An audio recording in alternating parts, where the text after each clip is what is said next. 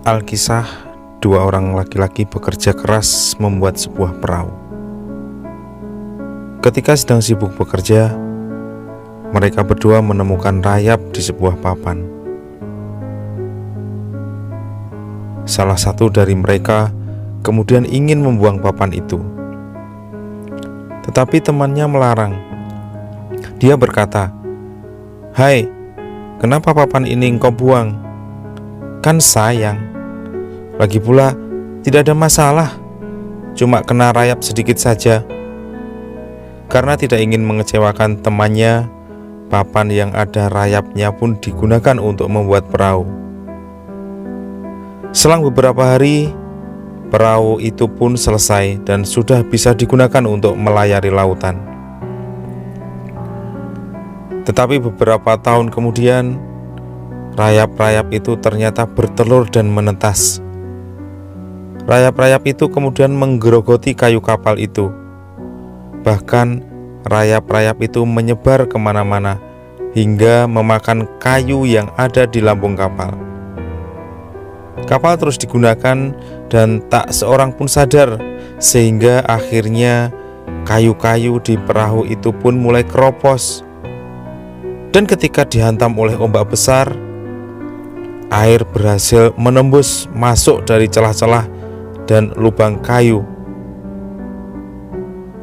Ketika hujan turun, para awak perahu tidak mampu lagi menguras air yang masuk ke dalam perahu, sehingga akhirnya perahu kecil itu karam.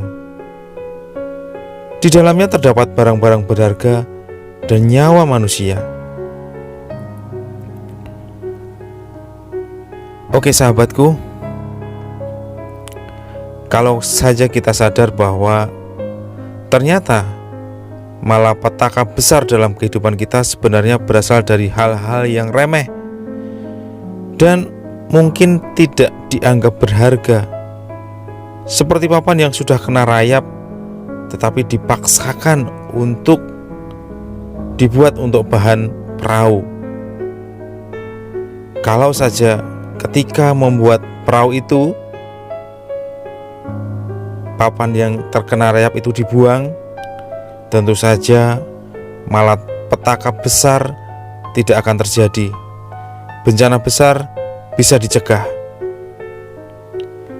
Begitulah juga pada kenyataan hidup yang kita alami.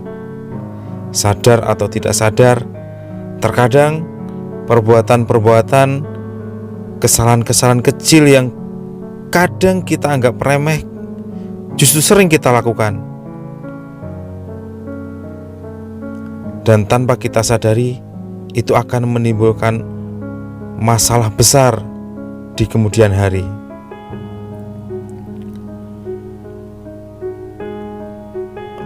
Orang arif berkata bahwa kita harus berhati-hati dan berhematlah atas pengeluaran-pengeluaran kecil, karena kebocoran-kebocoran kecil yang mungkin tidak kita anggap bisa menenggelamkan kapal yang besar. Oke, mungkin itu sedikit cerita yang bisa kita ambil hikmahnya. Semoga memberikan inspirasi, semoga bermanfaat, dan salam bangkit dan bermartabat.